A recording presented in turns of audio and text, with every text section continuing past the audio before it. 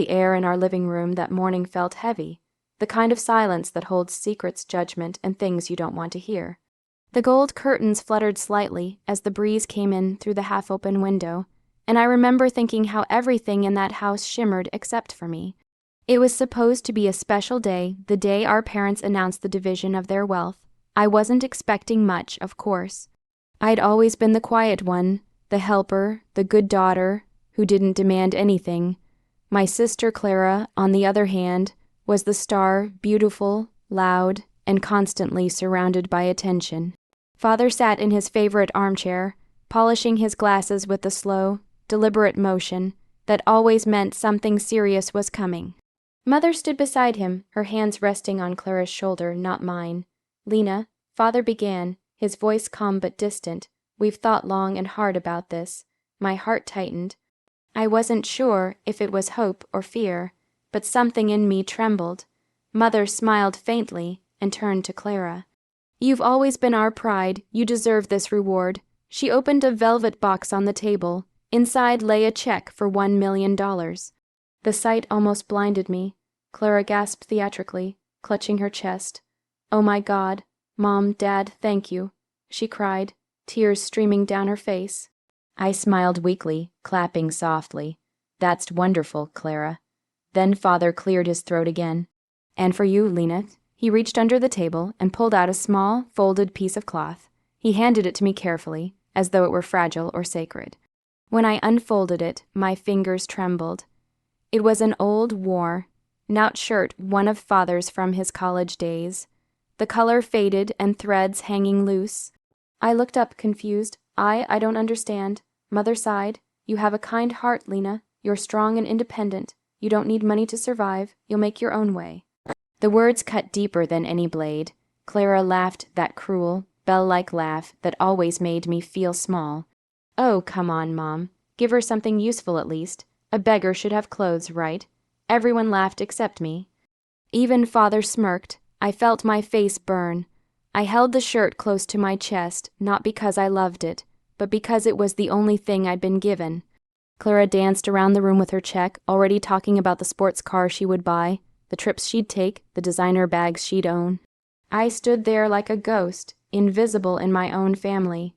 When the celebration ended, I slipped away quietly. I went to my room, the smallest one in the house, and sat on the floor. The shirt lay across my lap, rough against my skin. I stared at it until tears blurred my vision. Was I not enough? Did my kindness make me less worthy? I remembered all the nights I stayed up nursing Mother when she was sick, the mornings I packed Father's briefcase, the countless times I helped Clara study while she went out partying afterward. None of it mattered. To them, I was nothing. That night, I folded the shirt neatly and packed it in my old suitcase. I didn't take anything else, not even the framed photo of our family. I left it face, down on the desk. As I walked out the door, the moonlight washed over me. The wind was cold, but it carried something that felt almost like freedom. For the first time, I didn't look back. Clara's laughter still echoed in my ears. A beggar should have clothes. I gripped the shirt tighter. One day, I told myself I would return not to beg, but to make them see the worth they threw away. The city lights didn't feel kind that night. They blinked and shimmered as I walked alone down the cracked pavement, carrying nothing but my suitcase and the ragged shirt that mocked me with every step.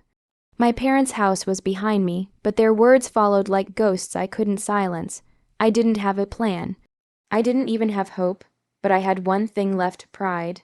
Not the loud, arrogant kind Clara had, but the kind that burns quietly, pushing you to stand tall when the world wants you to crawl. For the first few weeks, life was survival. I slept in cheap hostels, ate bread with water, and searched for any job I could find. People didn't see me. I was invisible. I learned that when you have nothing, people look through you like air. One morning, while standing in line for a cafe job interview, I saw my reflection in the glass door. My clothes were worn, my hair dull, but my eyes, they were still alive. I pressed my hand against the glass and whispered, "You'll get through this, Lena. You have to." The cafe didn't hire me, nor did the next 3 places I tried. By the 5th rejection, I was ready to give up, until a small bakery at the corner of Maple Street changed everything. It was run by an old man named Mr. Rivera. His silver hair gleamed under the kitchen lights, and his smile carried something warm, something I hadn't felt in a long time. He watched me knead dough with trembling hands on my first day and said, "You're not used to hard labor, are you?" I smiled shyly. "I'm not used to anything that makes me feel seen." He didn't ask questions. He just nodded and gave me a chance. Days turned into weeks. I learned to wake before sunrise, to bake bread that made people smile, and to find beauty in simplicity. Mr. Rivera treated me like a human being, not a burden. For the first time, someone believed in me without conditions. One evening, as we closed the bakery, I told him everything: the $1,000,000 betrayal, the ragged shirt, the laughter that haunted me. He listened quietly, his kind eyes never leaving my face. When I finished, he said something I'll never forget. People who lose gold sometimes gain character, and people who give away gold often lose their souls. That night, I took out the old shirt and stared at it again. It wasn't just clothes anymore. It was my reminder of pain, yes, but also of survival. I washed it, stitched the torn parts, and began sketching something around it. I didn't know it yet, but that was the moment my dream began. Mr. Rivera had once run a small textile business before retiring. When he saw my sketches, his eyes lit up. "You have talent," he said. "You see beauty in broken things. That's rare." He offered me a small investment, not out of pity, but belief. "Start something," he urged, "even if it's small, build from your story." I started by designing handmade shirts using discarded fabrics. I call the collection Reborn, inspired by the ragged shirt my family had given me. Every piece had a stitched phrase inside the collar, made from what was left behind. To my surprise, people loved it. At first, it was just locals, students, small business owners, artists. But word spread. Photos of my designs started circulating online. A local newspaper wrote an article about the girl who made hope out of rags. Orders came pouring in. Mr. Rivera helped me rent a small workspace, and soon my humble brand grew into something larger, a statement. People weren't just buying clothes, they were buying resilience. I named my brand Phoenix Threads, because like the mythical bird, I had risen from the ashes of humiliation. Years passed, and I built a life filled with purpose. I hired women who had faced rejection and hardship, single mothers, widows, orphans, and gave them jobs, training, and dignity. Every piece we made carried a soul, a story. And then one day, while reviewing orders, I saw a familiar name on a purchase list: Clara Ward. My sister. For a moment my chest tightened. I checked the address twice. It was her ordering a dress from my collection. The irony made me laugh bitterly. I wondered if she had any idea who the designer was. A few months later, I saw her again, not in person, but in a newspaper article. Former heiress facing financial ruin. The headline read. The photo beneath showed her pale, thinner, her eyes hollow. She had lost everything: the house, the car, the friends who once worshipped her. The $1,000,000 were gone. I folded the newspaper carefully and placed it beside the old shirt. "Looks like the universe has its own balance," I whispered. But I wasn't satisfied yet. There was something deeper, not vengeance, but closure. I wanted her to see me, to know what I had become. When a charity gala invited my company to design their main showcase that year, I saw the guest list and froze. Clara Ward attending as a sponsor. I smiled slowly, feeling something I hadn't felt in years, not hate, not anger, but calm determination. After 7 years of silence, it was time to go home, not as the forgotten daughter, not as the beggar, but as the woman who made beauty out of betrayal. 7 years can change everything: faces, fortunes, hearts. When I looked at myself in the mirror before the charity gala, I almost didn't recognize the woman staring back. My once worn-out hair now gleamed in soft curls. My hands, once calloused from bakery work, now carried the confidence of creation. The designer gown I wore shimmered under the lights, handcrafted by my own team. It was ironic, really, that the girl once mocked as a beggar was now dressing the city's elite. The charity gala was being held at the Grand Monarch Hotel, a place that once wouldn't even let me step inside its lobby. As I entered, every head turned. Cameras flashed, compliments floated around me. Yet, deep inside, I was quiet, focused, patient. I wasn't there to boast, I was there for truth. Anger, fear walked beside me, all harassment excitemmentbubbliG. Miss Ward, this night's about to make history. Your collection's the centerpiece. Everyone's talking about you. I smiled faintly. Let them talk. Tonight isn't about fame. She tilted her head. Then what is it about? I looked across the glittering ballroom, where guests clinked glasses and laughter echoed. And then I saw her, Clara, my sister. For a moment my breath caught. She was standing near the stage, surrounded by people, but somehow still alone. The once flawless skin was marked with fatigue. The diamond she wore sparkled, but her eyes, they were dull, desperate. I walked closer, slowly, each step echoing against the marble floor. She turned and froze, her lips parted slightly. Confusion flickered, then disbelief. I could see her mind racing the familiar features, the name tag on my designer pass, the whispers floating through the crowd. That's Lena Ward, founder of Phoenix Threads. Lena. She breathed finally, her voice fragile. I smiled softly. It's been a long time, Clara. For a moment she said nothing. Then, in a half-nervous laugh, I almost didn't recognize you. You look different. Success can do that, I replied calmly. She blinked, clearly struggling to process the reality. Phoenix Threads, that's your company. I nodded. The same one you bought a dress from a few months ago. Her cheeks flushed. Oh, I didn't know, of course you didn't. I interrupted gently. You never looked at me long enough to know who I could be. Silence. Around us, the crowd moved, music played, glasses clinked, but in that moment, it felt like the world had paused. The host's voice echoed through the hall. Tonight, we celebrate resilience and renewal, with a showcase by the remarkable Lena Ward. Applause erupted. I stepped toward the stage, leaving Clara frozen in her guilt. As the lights dimmed, my models walked out wearing the Reborn collection, designs inspired by pain, transformation, and strength. Each piece had hints of rough textures blending into silk, the story of a heart stitched back together. The final model wore a gown made from the exact fabric of the ragged shirt my parents had once given me. Gasps rippled through the audience as I explained. This fabric was once torn and forgotten, just like the girl who received it, but from it, I built everything you see here, because even what's discarded can rise again. The audience stood, clapping, not just for fashion, but for the meaning behind it. When I stepped off the stage, I found my parents sitting near the back. Their hair was grayer, their faces lined with age. Father looked stunned, Mother's eyes wet with tears. They approached slowly.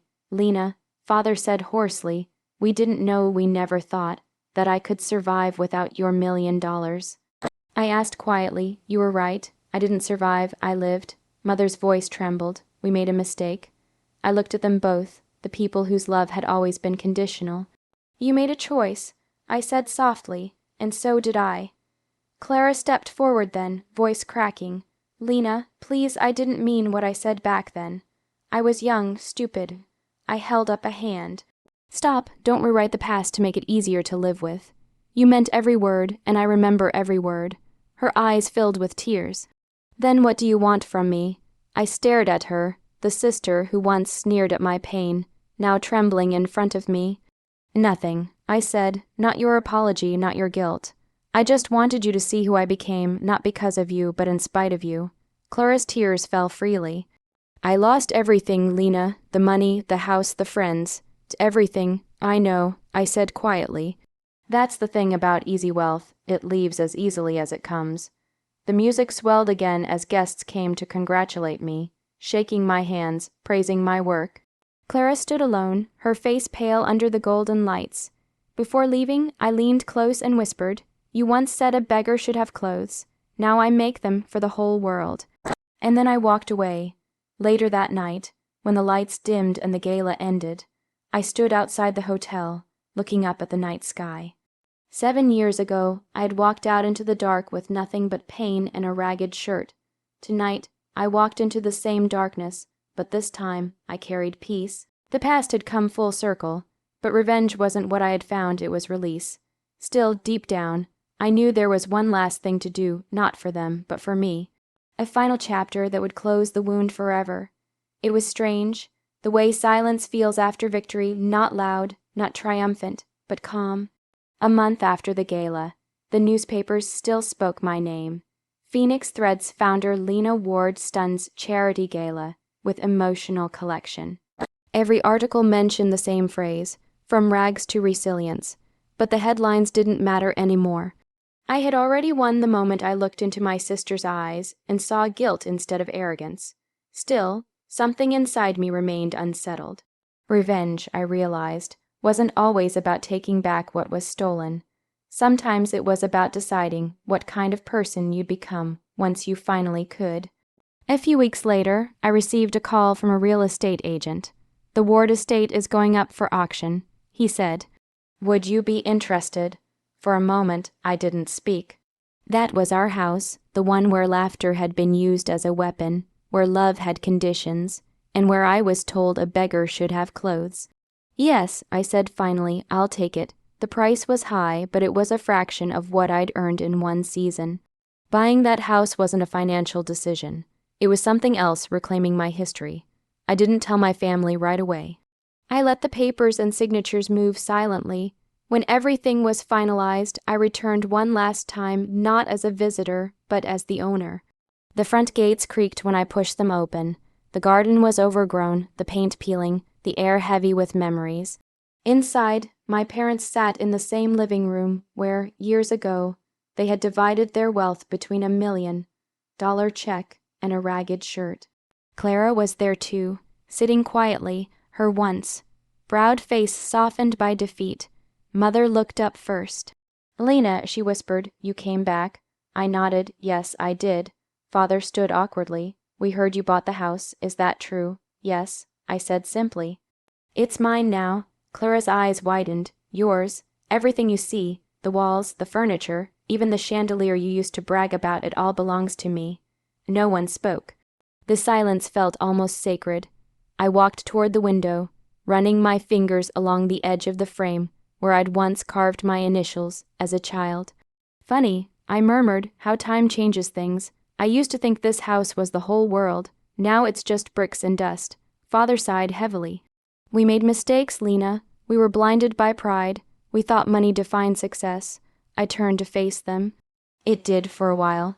You gave Clara everything and thought I'd disappear. Instead, I built something you couldn't buy respect." Clara's voice cracked. "Lena, please, I don't want your money. I just want us to be sisters again." I studied her face, the same eyes that once looked at me with disgust, now filled with regret. She had lost everything, but in that loss, she'd found something human again. I took a deep breath. "You were cruel, Clara. You humiliated me when I had nothing. But I'm not here to humiliate you back. That's not who I became." Her lips trembled. "Then why are you here?" I smiled softly to end the story. That evening, I asked them all to sit at the dining table. It felt like reliving a ghost's memory. But this time, I stood where Father once sat at the head. "I bought this house not to punish you," I began, "but to offer you a chance. The world outside doesn't owe us kindness, but we can still choose to be kind. You can stay here if you want, under one condition. This home will now shelter others, not just us." Mother frowned. "What do you mean?" "I'm turning this estate into a foundation for women who've been cast aside, those who were told they'd never make it. This house will give them shelter, food, training, and work. It'll give them what I never had, belief." Tears welled in her eyes. Father bowed his head silently. Clara stared at me, speechless. "And you're welcome to stay," I added, "as caretakers, not owners." Clara's tears finally spilled. "After everything we did to you, you still want to help us." I looked at her gently. "I don't help you. I free myself.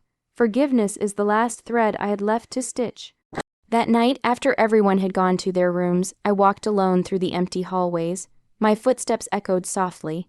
I stopped at the old study, the same room where my father had handed me that ragged shirt. I opened my bag and pulled it out. After all these years, I still carried it. It was neatly folded, patched, and preserved. I placed it on the mantelpiece beside the family photo I had once left face down. The photo showed the four of us, smiling, before greed and pride destroyed everything. Now the shirt lay beside it, no longer a symbol of humiliation, but of transformation. I whispered, "Thank you for breaking me, because you gave me the strength to rebuild myself." The following morning, sunlight streamed through the windows, painting golden streaks across the floor. Clara joined me in the garden. "I don't deserve your kindness," she said quietly. "No," I said softly, "but neither did I deserve your cruelty. Life balances things in its own way."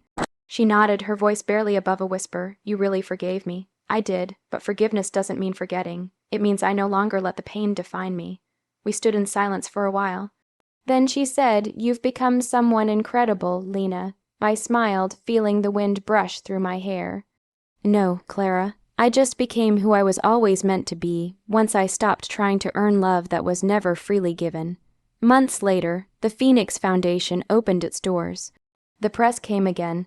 The cameras flashed, and the same city that once ignored me now cheered for me. But what made me proud wasn't the applause. It was the laughter of the women who found hope within those walls. In my office hung one framed piece, the old shirt. Beneath it, a single line was embroidered, "A beggar should have clothes."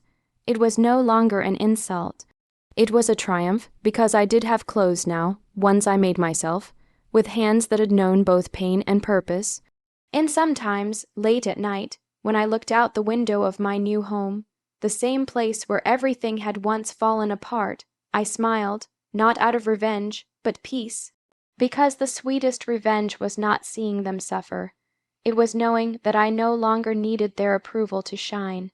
I had stitched my pain into power, my scars into style, my betrayal into beauty, and that was worth far more than $1,000,000.